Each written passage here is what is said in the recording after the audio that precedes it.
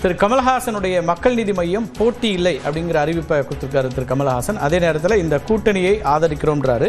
அது பற்றியும் விரிவாக நம்ம பார்த்துடலாம். அதாவது இந்த தேர்தலை பொறுத்த வரைக்கும் உதயசூரியன் சின்னத்தில் போட்டியிட வேண்டும் என்கிற கோரிக்கை வைக்கப்பட்ட போது அதில் எங்களுடைய கட்சியினருக்கு விருப்பம் இல்லை அப்படிங்கிற அந்த கருத்தை சொல்கிறாரு. அதனால் இந்த சட்டமன்ற தேர்தலை பொறுத்த வரைக்கும் நாங்கள் போட்டியிடவில்லை அப்படிங்கிற ஒரு அறிக்கையை கொடுத்திருக்கிறார். இந்த அறிக்கையினுடைய விவரங்களை நான் சுருக்கமாக படிச்சிடறேன். மேபி இதுவும் ஒரு முக்கியமான முடிவாக இருக்கும். திமுக கூட்டணியை பொறுத்த வரைக்கும் அவர் இந்த கடந்த நாடாளுமன்ற தேர்தலை பற்றியெல்லாம் குறிப்பிட்டுட்டு 2026 சட்டமன்ற தேர்தலுக்கான தொகுதி ஒதுக்கீடு பேச்சுவார்த்தை 2 கட்டமாக நடைபெற்றது. அந்த பேச்சுவார்த்தையின் போது முதல்வர் அவங்க பேச்சுவார்த்தை குழு இதெல்லாம் மரியாதையோடும் நட்புறவோடும் நடந்து கொண்டார்கள் அப்படிங்கிறத பதிவு செய்ய வேண்டும்.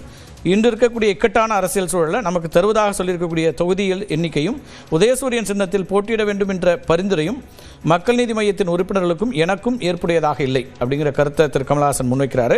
அவர்களது தரப்பில் அதற்கான நியாயம் இருக்கிறது என்பதை நான் முழுமையாக புரிந்து கொள்கிறேன். எப்படியாவது தமிழ்நாட்டை கைப்பற்றிவிட வேண்டும் என்கிற இந்த மதவாத சக்திகள் சகல வழிகளிலும் சூழ்ச்சி செய்து கொண்டிருக்கும் சூழலில் கூட்டணியினுடைய ஒட்டுமொத்த வெற்றி வாய்ப்பு தான் முதன்மையானது அப்படிங்கிறத அவருடைய அறிக்கையில் குறிப்பிட்றாரு.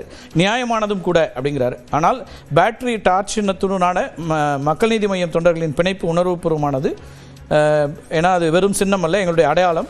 கடந்த 9 ஆண்டுகளாக இதெல்லாம் குறிப்பிட்டு என் தொண்டர்களுடைய உணர்வுகளை என்னால் புறக்கணிக்க முடியாது, புறக்கணிக்கவும் மாட்டேன். தமிழ்நாட்டின் உரிமைகள் ஒவ்வொன்றாக பிரிக்கப்பட்டு தமிழ் மக்களுடைய நலன்கள் புறக்கணிக்கப்பட்டு வரக்கூடிய நெருக்கடியான சூழலில் எங்கே எங்கள் பங்கு என்று கேட்பது நல்ல சகோதரனின் அடையாளமாக இருக்க முடியாது. இது தியாகம் அல்ல, கடமை, சுயநலம் அல்ல, பொறுமை அப்படின்னு சொல்லி ஒரு நீண்டதாக சொல்கிறார். அதனால் ஒவ்வொருத்தருக்கும் அவங்களுடைய கருத்தெல்லாம் சொல்லிட்டு மிக விரைவில் முதலமைச்சர் மு க ஸ்டாலின் அவருடைய பதவியேற்பு விழாவில் அவரை மகிழ்ச்சியோடு நாம் சந்தித்து வாழ்த்துவோம் அப்படின்னு சொல்லி நிறைவு பண்ணுறாரு. அரசியல் களத்தில் தேர்தல் ஒரு பகுதி தான், இதுவே இறுதியாகாது அப்படிலாம் பல்வேறு ஒரு நீண்ட விளக்கங்கள்லாம் கொடுத்து ஒரு அறிக்கை இன்றைக்கு இப்போது வெளியிட்டிருக்கிறார்.